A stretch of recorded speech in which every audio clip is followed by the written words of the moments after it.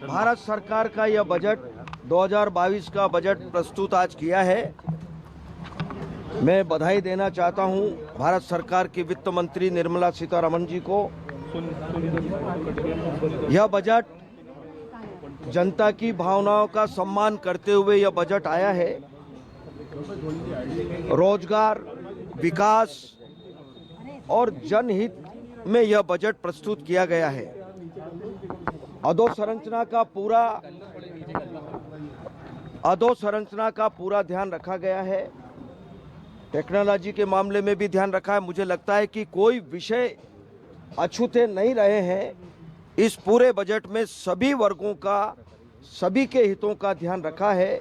क्योंकि कोरोना की तीसरी लहर के बावजूद भी यह बजट इतना जनता के हित का बजट प्रस्तुत किया है, यह वास्तव में अपने आप में बहुत बड़ी बात है।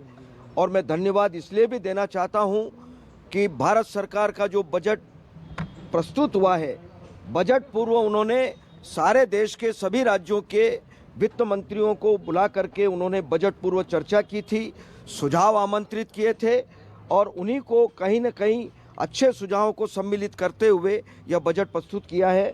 मैं भारत सरकार की वित्त मंत्री जी को बहुत बधाई देना चाहता हूं। काफी उम्मीद थी, पिछले 8 साल से उम्मीद थी कि टैक्स में राहत दी जाए। इस बार भी स्लैब में बढ़ोतरी नहीं की गई है।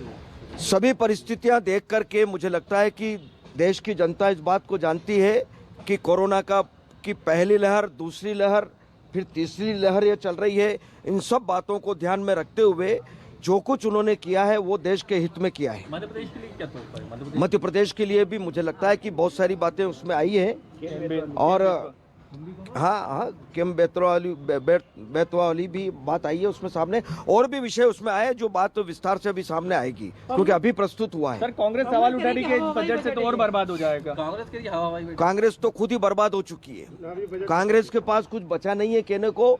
वो जब उठते हैं तब एक ही बात करते हैं कि इसका क्या हुआ, उसका क्या हुआ, जबकि मुझे लगता है कि कांग्रेस के पास कुछ नहीं है कहने को। बहुत बहुत धन्यवाद। तो मध्य प्रदेश के वित्त मंत्री जगदीश देवड़ा बातचीत कर रहे थे, मीडिया के साथियों को बता रहे थे कि क्या बजट की खूबियां हैं, किन चीजों का जिक्र इसमें किया गया है, किन चीजों को इसमें शामिल किया गया है।